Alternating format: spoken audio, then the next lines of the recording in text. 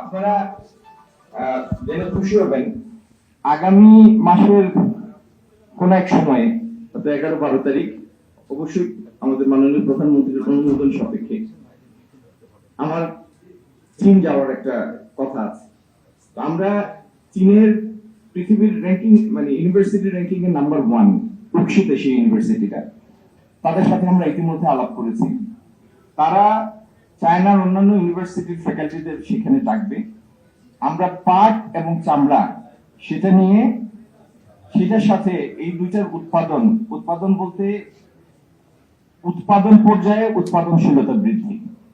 আমরা এখন 1 হেক্টরে যে পরিমাণ পাট পাই সেখান থেকে আমরা কিভাবে আরো পাট উৎপাদন করতে পারি, উন্নত পাট বীজ, এই জায়গা থেকে শুরু করে পাট পণ্য বহুমুখীকরণ এবং ডিজাইনের ক্ষেত্রে আরো বৈচিত্র্য আনা, ডিজাইনের ইমপ্রুভমেন্ট যেটা ইউরোপ এবং অন্যান্য দেশের মধ্যে সমাদৃত হয়, এই পুরো চেইনটির উন্নতির জন্য আমরা চাই চীনকে ইনভলভ করতে।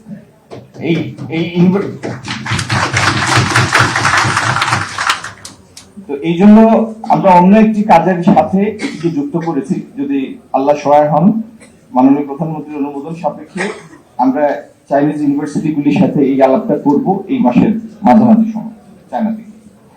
দ্বিতীয় হলো আমাদের যারা আছেন তাদেরকে দিয়েছি আমরা একটা জন্য আমাদের প্রাইভেট সেক্টরে যারা আছেন তাদের সাথে মিলে তারা একটা প্রদান করবে। সেটার সাথে চীন থেকে আমরা যা জানবো শুনবো সেটাকে আমরা অ্যালাইন করব। তৃতীয়ত হচ্ছে আমাদের এখানে রাষ্ট্রায়ত্ত যে পাটকলগুলি ছিল আমরা চাই দ্রুত সেগুলি ব্যক্তি খাতে চলে যায় এবং ব্যক্তি খাত আরো যদি ভিন্ন কোনো ইনভেস্ট করতে চান করবেন, কিন্তু পাটকলগুলিকে তারা চালানোর ব্যবস্থা করে। আমরা যদি পাট পণ্য বহুমুখী করতে পারি, বাইরে থেকে ভালো প্রাইস আনতে পারি, ডোমেস্টিক কনজাম্পশন বাড়াতে পারি, তাহলে পাটকল চালিয়েও এনারা মুনাফা অর্জন করবেন। প্রয়োজনে মেশিন পরিবর্তন করবেন, নতুন মেশিন আনবেন, সেটার জন্য আমরা সহায়তা দেব, সরকার সহায়তা। তো এই সামগ্রিক প্রচেষ্টায় যে জায়গা থেকে আমরা সরে এসেছি সেই ঋতুপূর্বে এই খাতটাকে আবার আমরা প্রতিষ্ঠা করতে চাই আমাদের প্রধানমন্ত্রীর নেতৃত্বে, তিনি অত্যন্ত আগ্রহী পাটের গৌরব ফিরিয়ে আনার জন্য।